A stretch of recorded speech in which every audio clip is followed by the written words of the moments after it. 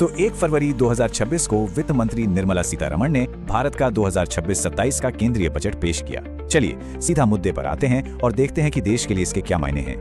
अच्छा, सबसे पहले बस इस एक नंबर पर ध्यान दीजिए, 12.2 लाख करोड़ रुपए।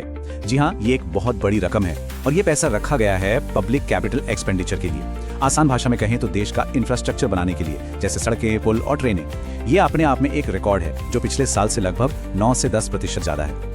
तो सवाल तो यही उठता है ना कि इतना सारा पैसा आखिर ये जाएगा कहां? देखिए, ये सिर्फ एक नंबर नहीं है, इसके पीछे एक पूरी योजना है और ये हमें सीधे बजट के दिल तक ले जाता है कि आखिर इसके पीछे की बड़ी सोच क्या है। देखिए, इस बजट का जो पूरा आइडिया है ना, वो एक बहुत ही दिलचस्प बैलेंस बनाने का है।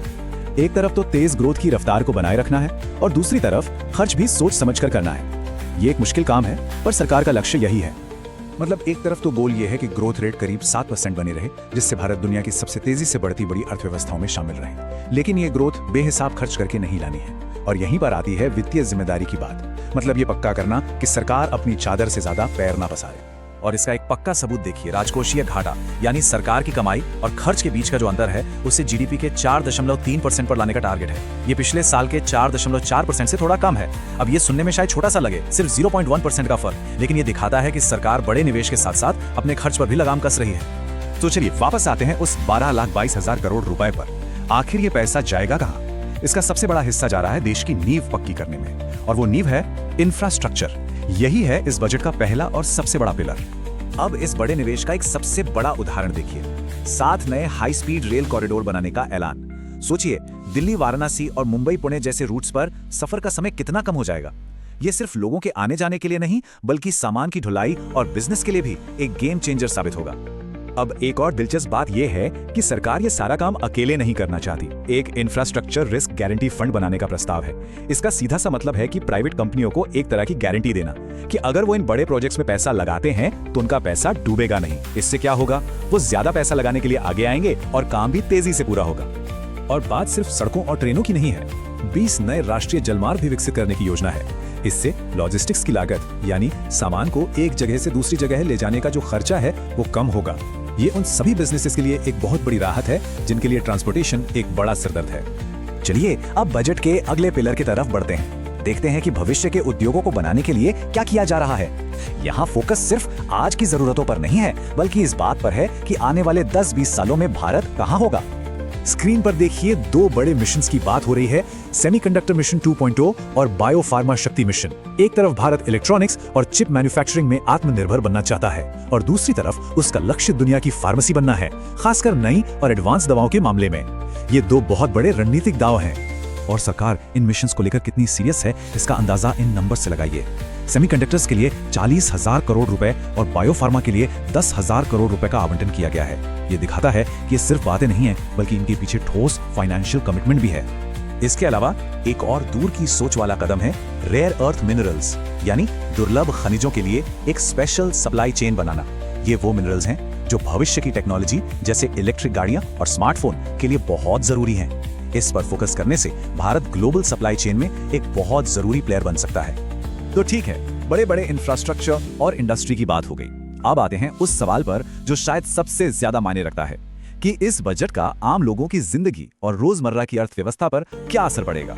तो टैक्स के मामले में देखें तो इनकम टैक्स स्लैब में कोई बड़ा बदलाव नहीं किया गया है, लेकिन एक अहम राहत जरूर दी गई है। विदेश यात्रा, पढ़ाई और इलाज जैसे खर्चों पर जो टैक्स TCS लगता था, उसकी दर को घटाकर सिर्फ 2% कर दिया गया है। इससे बहुत से लोगों को फायदा होगा। हेल्थ सेक्टर में एक बहुत ही जरूरी ऐलान हुआ है। कई जीवन रक्षक कैंसर दवाओं पर लगने वाली बेसिक कस्टम्स ड्यूटी को पूरी तरह से खत्म कर दिया गया है। इसका सीधा मतलब है कि इन गंभीर बीमारियों का इलाज अब थोड़ा और किफायती हो सकता है। अब बात करते हैं कृषि क्षेत्र की। कुल बजट में खेती की हिस्सेदारी में थोड़ी सी कमी आई है, जो अब 3.04% है। हालांकि सरकार ने कृषि से जुड़ी कई योजनाओं को जारी रखा है, लेकिन यह आंकड़ा एक बहस जरूर छेड़ता है कि क्या देश के इस सबसे अहम सेक्टर पर और ध्यान देने की जरूरत है। तो चलिए अब इन सभी अलग अलग हिस्सों को जोड़कर एक पूरी तस्वीर बनाते हैं। देखते हैं कि यह बजट भारत की आर्थिक सेहत और भविष्य की दिशा के बारे में हमें क्या बताता है। तो कुल मिलाकर हिसाब किताब कैसा दिखता है? सरकार का कुल खर्च करीब 53.5 लाख करोड़ रुपए रहने का अनुमान है, जबकि टैक्स और दूसरे स्रोतों से कमाई लगभग 36.5 लाख करोड़ रुपए होगी। इससे हमें सरकार के कामकाज का एक साफ सुथरा खाका मिल जाता है। रक्षा क्षेत्र को भी एक बड़ा हिस्सा मिला है, 2.35 लाख करोड़ रुपए। यहाँ खास जोर घरेलू रक्षा उत्पादन और हमारी सेनाओं के मॉडर्नाइजेशन पर है। इससे न सिर्फ मेक इन इंडिया को बढ़ावा मिलेगा, बल्कि देश सुरक्षा के मामले में और भी आत्मनिर्भर बनेगा। आखिर में ये सारी बातें एक बड़े लक्ष्य से जुड़ती हैं। इस बजट को अक्सर विकसित भारत 2047 के विजन की तरफ एक और कदम के तौर पर देखा जा रहा है। इसका मतलब है कि हर फैसला इस लंबे लक्ष्य को ध्यान में रखकर लिया जा रहा है कि 2047 तक भारत को एक विकसित देश बनाना है। तो लबोलुआब ये है, ये बजट ग्रोथ, इन्वेस्टमेंट और वित्तीय अनुशासन के बीच एक संतुलन साधने की बड़ी कोशिश है। ये भारत को 2047 तक एक विकसित राष्ट्र बनाने के रास्ते पर एक और मील का पत्थर रखने जैसा है। लेकिन सबसे बड़ा सवाल तो यही है कि क्या ये संतुलन सही है? क्या ये भारत को कामयाबी? देखिए, आमतौर पर तो एक नया बजट मार्केट के लिए अच्छी खबरें और एक नया जोश लेकर आता है, लेकिन इस बार कहानी बिल्कुल उल्टी पड़ गई। तो सवाल यह है कि आखिर बाजार ने इतना नेगेटिव रिएक्शन क्यों दिया? चलिए इसके पीछे की वजहों को एक एक करके समझते हैं। सबसे पहले जरा इस गिरावट के स्केल को समझते हैं। सिर्फ एक दिन में, जी हाँ, सिर्फ एक दिन में निवेशकों के करीब 9 लाख करोड़ रुपए डूब गए। सोचिए ये कितनी बड़ी रकम है। इससे अंदाजा लग जाता है कि मार्केट में घबराहट किस लेवल की थी। ठीक है, तो चलिए इस पूरे मामले की तह तक चलते हैं। सबसे पहले ये देखते हैं कि बजट के ऐलान के ठीक बाद हुआ क्या।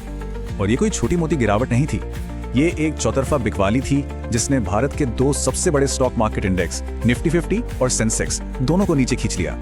और ये शब्द खून खराबा उस दिन के माहौल को बिल्कुल सटीक तरीके से बयां करता है। निवेशकों के बीच डर और निराशा की एक लहर सी दौड़ गई थी। तो अब सबसे बड़ा सवाल, आखिर इस पूरे तूफान के पीछे की सबसे बड़ी वजह क्या थी? हाँ, कई कारण थे, पर सिर्फ एक खास बदलाव था जिसने इस आग में चिंगारी का काम किया। तो इस पूरी कहानी का जो हीरो या कह लें विलन है, वो है सिक्योरिटी ट्रांजैक्शन टैक्स यानी STT। आसान भाषा में समझें तो ये स्टॉक एक्सचेंज पर होने वाली हर खरीद बिक्री पर लगने वाला एक डायरेक्ट टैक्स है। तो असल बदलाव ये था, बजट में खास तौर पर फ्यूचर्स और ऑप्शंस ट्रेडिंग पर लगने वाले STT को बढ़ा दिया गया। और ये कोई मामूली बढ़त नहीं थी। फ्यूचर्स पर टैक्स दुगने से भी ज्यादा और ऑप्शंस पर सीधा 50% का इजाफा कर दिया गया। अब मन में एक सवाल जरूर आ रहा होगा, ये प्रतिशत देखने में तो बहुत छोटे लगते हैं, है ना? तो फिर इतनी सी बढ़ोतरी से बाजार में इतना बड़ा पैनिक क्यों फैल गया? वेल, इसका जवाब छिपा है ट्रेडिंग के स्केल में। और यही है इस पहेली का सबसे बड़ा हिस्सा। जो बड़े खिलाड़ी हैं, मतलब हाई फ्रीक्वेंसी और प्रोप्राइटरी ट्रेडर्स, वो हजारों में नहीं बल्कि करोड़ों अरबों में रोजाना ट्रेड करते हैं। और यही वो लोग हैं जो मार्केट में लिक्विडिटी यानी पैसों का फ्लो बनाए रखते हैं। अब सोचिए, उनके लिए ये 0.05% की बढ़ोतरी भी एक बहुत बड़ी कॉस्ट बन जाती है, जो सीधे सीधे उनके मुनाफे को कम कर देती है। और ये देखिए, इससे पूरी पिक्चर एकदम क्लियर हो जाती है। नेशनल स्टॉक एक्सचेंज पर जो टोटल ट्रेडिंग होती है ना, उसका 85% हिस्सा अकेले फ्यूचर्स और ऑप्शंस का है। तो जाहिर है, जब इतने बड़े हिस्से की कॉस्ट अचानक बढ़ जाएगी तो पूरे बाजार का हिलना तो तय ही था। लेकिन रुकिए, कहानी सिर्फ STT पर खत्म नहीं होती। STT तो वो चिंगारी थी जिसने आग लगाई। पर सच तो यह है कि माहौल पहले से ही गर्म था। कई और चिंताएं थीं जिन्होंने इस आग में घी डालने का काम किया। एक तो थी डिफेंस बजट से जुड़ी निराशा।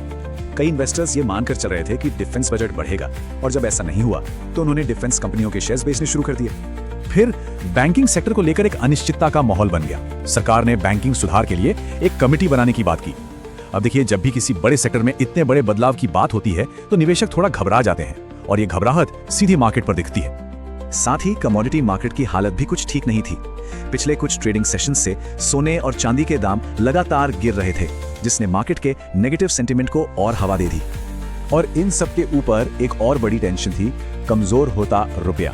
जनवरी 2026 में विदेशी निवेशकों ने रिकॉर्ड पैसा निकाला था। और देखिए, जब फॉरेन इन्वेस्टर्स पैसा निकालते हैं ना, तो ये मार्केट के कॉन्फिडेंस में कमी का एक बहुत बड़ा सिग्नल माना जाता है। तो सवाल यह है कि अगर मार्केट इन सब चीजों को लेकर परेशान था, तो फिर सरकार के बजट का असल मकसद क्या था? वो करना क्या चाहते थे? असल में सरकार का फोकस मार्केट की शॉर्ट टर्म चिंताओं से एकदम अलग था। वो देख रहे थे लॉन्ग टर्म की तरफ। उनका ध्यान था देश का इंफ्रास्ट्रक्चर बनाने पर, मैन्युफैक्चरिंग को बूस्ट करने पर और डिजिटल इकोनॉमी को आगे बढ़ाने पर। और हाँ, मार्केट को जिस कैपिटल गेन्स टैक्स में राहत की उम्मीद थी, उस पर कोई बात ही नहीं हुई, जिसने निराशा को और बढ़ा दिया। तो चलिए अब आगे की बात करते हैं। इन सब का मतलब क्या है? क्या ये शॉर्ट टर्म का दर्द है या लॉन्ग टर्म का गेन? देखिए, एक्सपर्ट्स की जो सबसे बड़ी चिंता है वो ये है कि STT बढ़ने से लॉन्ग टर्म में ट्रेडिंग वॉल्यूम, मतलब बाजार में जो खरीद बिक्री होती है, वो घट सकती है। और कम वॉल्यूम किसी भी मार्केट की सेहत के लिए अच्छा साइन नहीं होता। और यहीं पर हम एक बड़े सवाल पर आके रुक जाते हैं। क्या सरकार के ये कड़े फैसले और टैक्स लंबी दौड़ में इकोनॉमी और मार्केट को मजबूत करेंगे, या फिर ये ग्रोथ की रफ्तार पर ब्रेक लगा देंगे?